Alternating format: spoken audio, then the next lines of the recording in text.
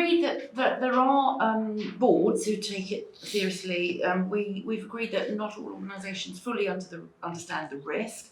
One of the questions that they might be asking themselves at board level is, how much security do we really need?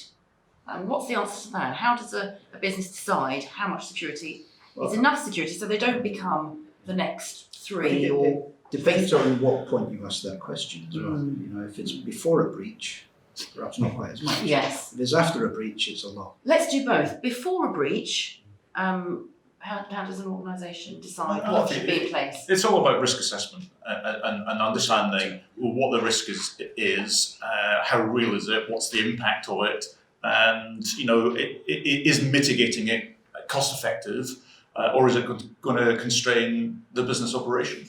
As I said earlier, often organisations at the board member level don't have all of that information to make the right risk decision. So they say, it's not going to happen to us, or the impact is not going to be that great.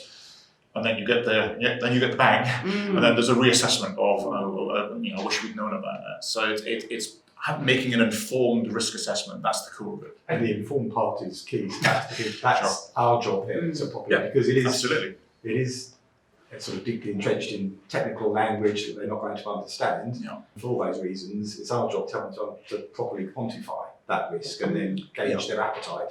Because if they have a different opinion pre or post a breach, it just means they didn't properly understand that risk in the first place. So it comes down to the ROI of the board, the risk of incarceration. I like that. How much do we have to spend to make sure that we stay out of trouble? And I think that very much depends on the industry. If you're an industry, I would imagine any vendor in the security space would probably invest more into security than you do. Yeah, well, I'd like to think so. Than say, a clothes retailer, for instance.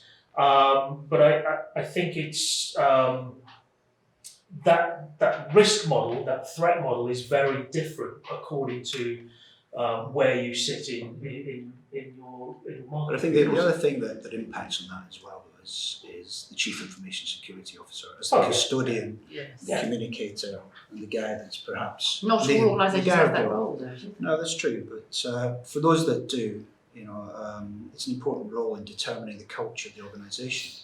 There's not just one type of CISO. Different organisations, different CISOs. There are those that are very technical and focus on that. There are those that are more operational. There are those that are strategic, and some are advisory. So, it's not one size CISO fits all. But the role is incredibly important. There should be one in every organisation. So, and there's the rise of the virtual CISO. So, where smaller organisations can't afford a full-time CISO on their own, they can just buy part-time CISO and use that. So. But I think you're absolutely right that there's as many CISOs as there are roles.